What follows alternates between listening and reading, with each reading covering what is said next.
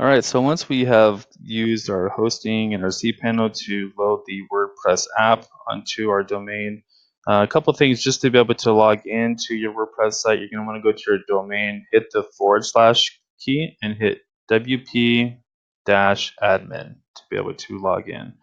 It's going to give you a login screen. You're going to enter in your username and password that you set up in your cPanel. When you log in, it's very, very important. A couple things you want to make sure that you come in here. There's a couple settings that you want to change. One is called your permalinks. What this is how the web page URLs are laid out. I like to use the post name because it has the cleanest look, that we don't have any weird like numbers or dates or anything like that. So always use post name, and then you want to click on Save Changes. The next one we're going to want to do is click on discussion. This is where we actually want to remove anything where it allows other people to leave comments. I don't like using that because you have a tendency to get a lot of spam. One backlink tactic that people like to use is to find all these WordPress sites and actually create accounts and then put into a comment onto a page and just link out to their page. So it prevents a lot of that spam. So I always uncheck all of these into the discussion tab. Reading, we're going to get into once we show you how to create your pages, as far as how it's going to look, what's going to show up on the first page, as well as some of the other tools in here. Biggest thing going to come in here is general. It's going to be what your site's about. Typically, I like to use maybe the main logo, or excuse me, the main brand, as it. You don't have to use a tagline, but if you want to, you can. If you want to come in here and change everything to www, you can. So you can add that in here. You can also add it in here, and then we can go ahead and click on Save Changes. And then so we'll come back and log in.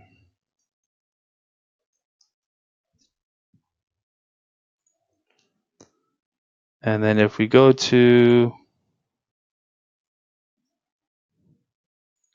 the website, it should show up as the www.now, so that you can see that.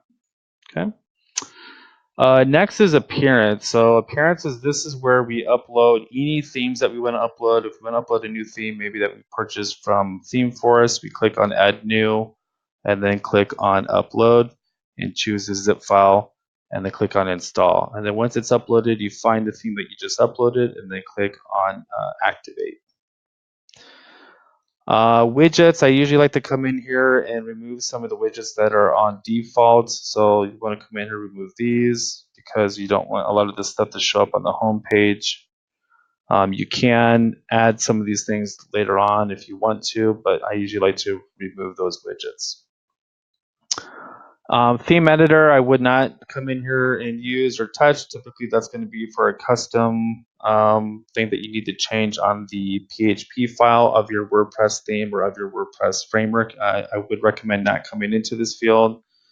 Menus is going to be how we're going to create our submenus, like you see on the top of your website. So it could be like this would be the start of your menu. Pages, WordPress is always going to have two standard pages that they create for you. One is going to be a sample page. I like to come and review that. Privacy policy, I would leave this up because a lot of times when you're advertising through Facebook or through Google, sometimes you do have to link out to a privacy policy to make sure that any opt-ins that you're receiving from website visitors, that you're not going to be selling that information to other third parties. So just keep that in mind. I do recommend keeping that privacy policy up. To create a new page, you want to click on the Add New, and you want to use a title. So this could be, and then this is where you're going to actually write the body of your content, and you're going to want to click on Publish. So in this case, we'll go ahead and do that.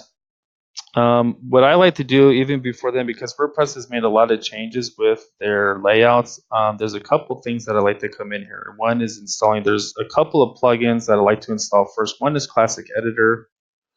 So I always like to install that one. You should have also received a couple of downloads for some plugins, but in this case, you can actually come into the plugin field and click on Add New, and you can actually search plugins in their directory. So one of them that we downloaded was All-in-One SEO. So we want to go ahead and click on that one. Another one was Google Analytics.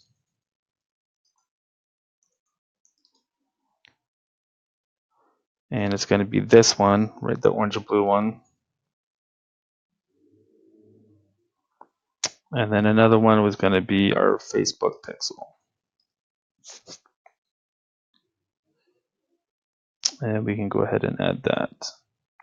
Now, when you get into some of the other sections, we do have some additional courses. There's going to be maybe some other plugins that we might want to use depending on what we're doing for SEO purposes, marketing purposes, call to actions, things like that. A lot of times when you buy these themes from ThemeForest, they'll actually give you a full package, and it'll come with some recommended plugins to use and download that will just help operate the theme a little bit easier.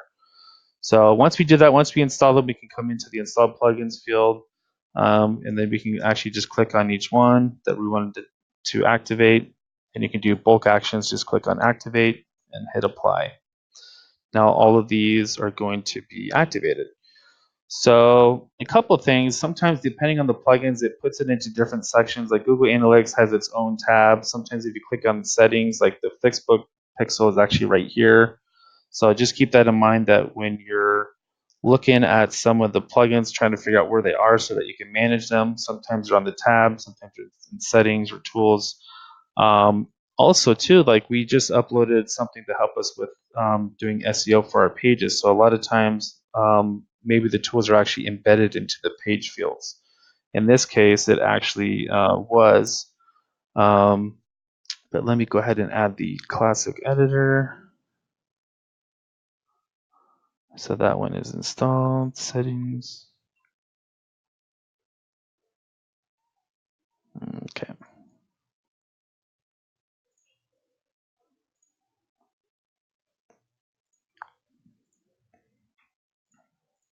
All right. So I like using Classic Editor because it's a little bit easier to see, what you're doing on here. So just keep that in mind.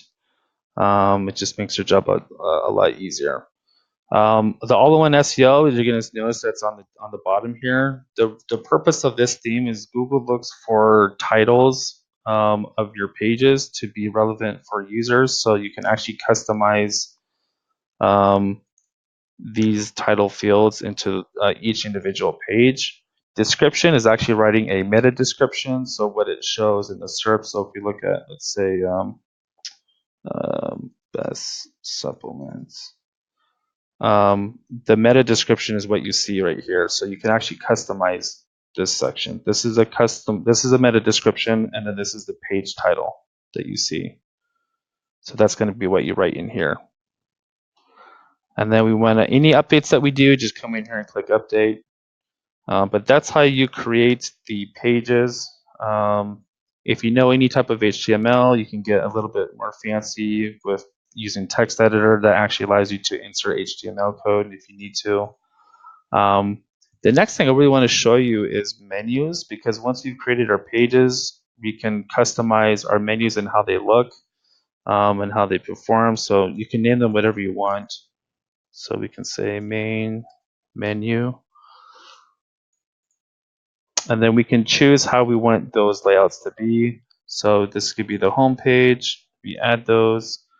Now, the cool thing is when we get into other sections about our website structure, into some other courses as far as like how we do our search engine optimization, depending on how we do our URL structure, this is going to help you with your menu settings. So let's say we have our home page. Let's say we save this. We go to our website. It's going to show both of those pages. And then let's say, for example, we have an additional page. Let's see here.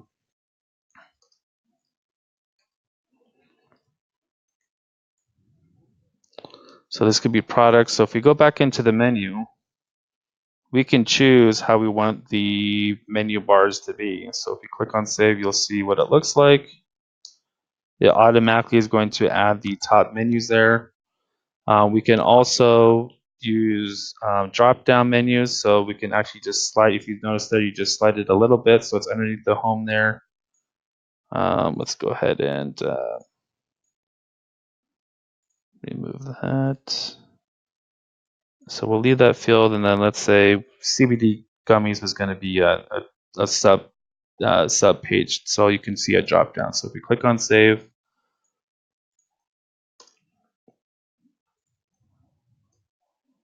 then you notice that when we come in here, that now the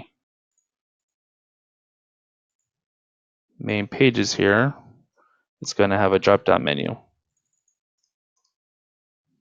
So anything that you see on here, it'll drop down. So just keep that in mind when you are building out your WordPress pages, that you do have that option when you create the menus there. So that is some of the biggest things with using WordPress. Again, any questions, go into the Facebook group.